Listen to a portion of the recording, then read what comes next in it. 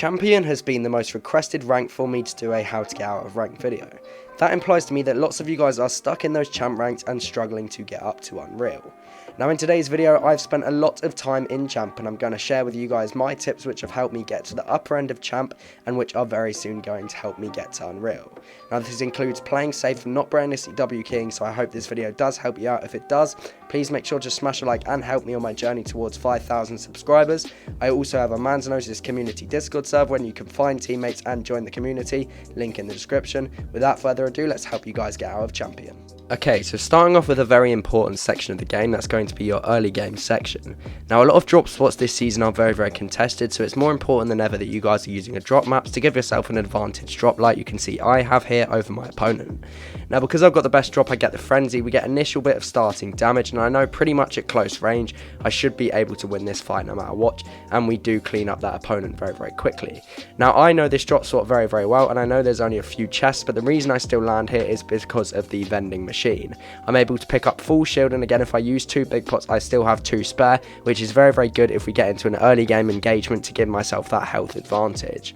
So as you guys can see, all we're going to do is loot around the few chests there here, and it's important that you guys are very efficient when looting your drop spots so you can push more players off spawn that might not be as efficient and therefore might be a little bit more shambles.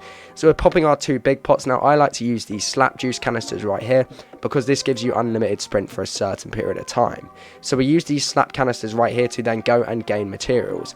Now there's a couple things which are crucial at the start of a fight if you're going to win off spawn, and that's giving yourself every single advantage which you can to beat these players. In champ rank it's very unlikely you fight someone that is bad at fighting, so if you go for your guys, if you give yourselves more materials off of spawn, you're more likely to be able to use those materials and win the fight successfully. Same as if you have more heals in your inventory, you're more able to take more damage and then box up using your extra mats, using your extra heals and regen, and you're more likely to be able to reset that fight and win it. Like I say, there's a few tips which are very crucial to winning off spawn in champ.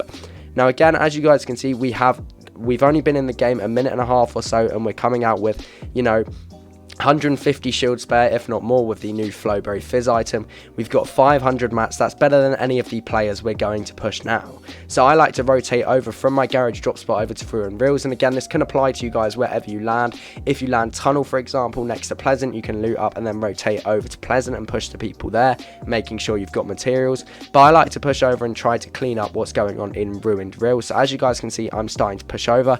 Now I know I've already got that kill off spawn, thank you to the drop map. So no matter what, even if I die here, I'm going to lose maybe 1-2% at best, so I'm not pressured in this fight, and it's important you don't think about your rank when you're fighting.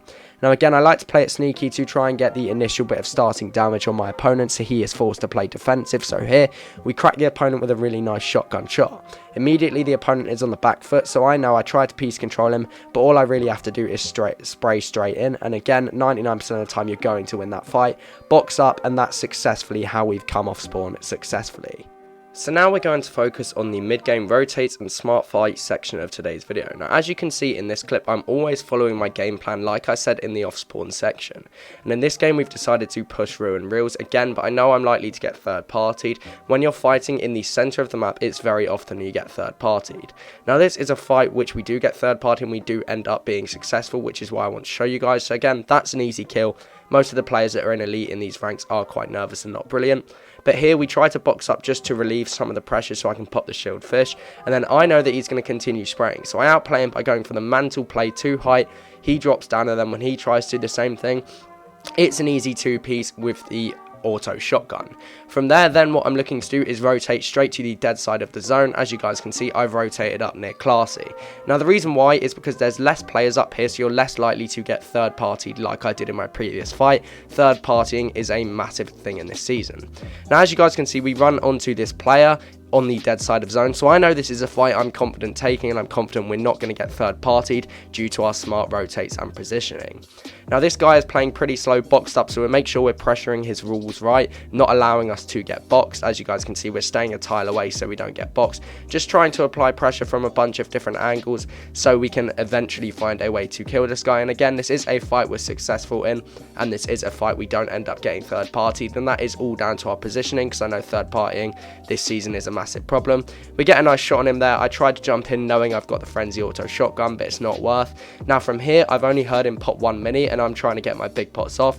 and he tries to full box me, but again, we edit out and we try to create space with boxes. As you guys can see me doing here, realize I can't build there, just trying to create space, knowing I've got 2 big pots off, knowing if I can get them off, I'm going to get the health advantage off this guy, but it seems like he continually wants to pressure me. So with some good edits, we managed to stay away from this kid in the fight. Again, we don't want to let him box us, that's most likely when this guy's going to key us, and we're just trying to pop as much shield as we can, but I decide this guy's going to continue pressuring, so the only smart play to do is build up and try and get myself that height advantage. Remember, we know this guy is 150 HP, so I know I have the health advantage. He's running the pump shotgun, I'm running the frenzy. If I can get in his face, I can kill him. We get a nice double edit crack on him there, and from there it's just trying to apply pressure onto his wall. He sits in my cone but manages to edit out, but now I know I've got the health advantage. It's all about jumping in his box. Simple as that. Didn't get W keyed, and a really smart fight which we're able to win. So the third and final section of today's video and of the game is going to be your endgame section. Now this is something overlooked by a lot of players, but it's actually very important in gaining that last few percent, as kills and placement endgame means a lot. Now as you guys can see, I am a solo in a duo endgame here, so again there is a duo on height and I'm just trying to make sure I'm making a smart rotation. Now I noticed that the left side is very dead and spot my opportunity to rotate, which I do. Now again, I'm only 150 HP here, and I kind of get lucky that in the window there is this big shield. So I pop this and get up to 100, and I know I've only got about 300 mats total in order to try and win this endgame. Now again, I am a solo in a duo endgame, so we're solely playing for placement here and just trying to survive. Now again, I spot that the left side is dead, so I dip through the storm here, allowing me to just run all the way through the left side. As soon as this guy looks at me, I make the key play, which is to build up for height. Now yes, I don't have that many mats, but it's highly unlikely people pressure me for height in these very dead end games.